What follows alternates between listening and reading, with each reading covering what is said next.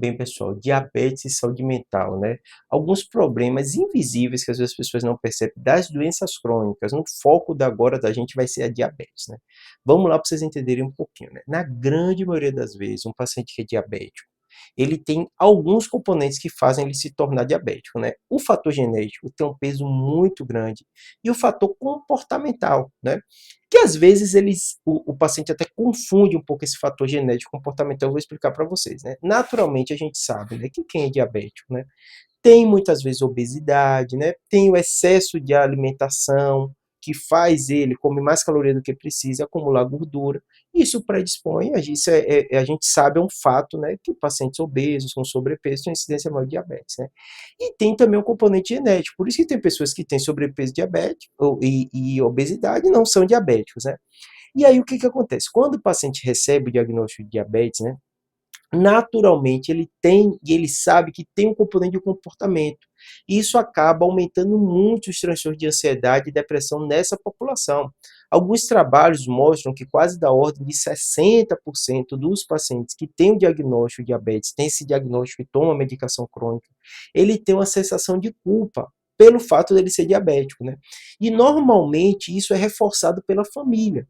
Então a família bota um peso muito grande no comportamento do paciente. Claro que é uma linha tênue, né? A gente sabe que o paciente diabético ele tem que mudar uma série de comportamento e hábito para melhorar a saúde dele, né? Mas muitas vezes essa pressão que ele recebe acaba prejudicando a qualidade de vida e levando a ele a ter outras doenças, né?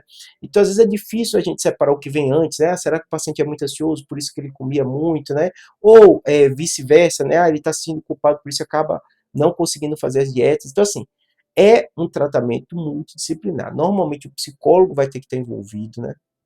Além disso, né, o endocrinologista vai ser o guia para esse paciente, né? Porque muitas vezes tem um fator genético até no hábito e no comportamento alimentar. Então, assim, todo esse processo da obesidade, da diabetes, né? Essas doenças que envolvem comportamento, podem e aumentam, na grande maioria das vezes, essas doenças da saúde mental. Então, quando você trata o paciente com diabetes, você vai ter que ficar atento. Além disso, as doenças crônicas, como diabetes, ela tem várias consequências. Isso fica um peso na cabeça do paciente, né?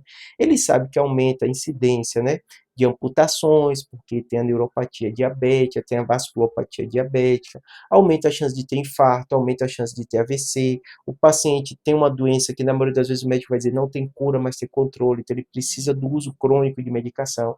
Tudo isso é um peso muito grande no paciente. Por isso, fique atento. Você tem um familiar, você tem diabético, né?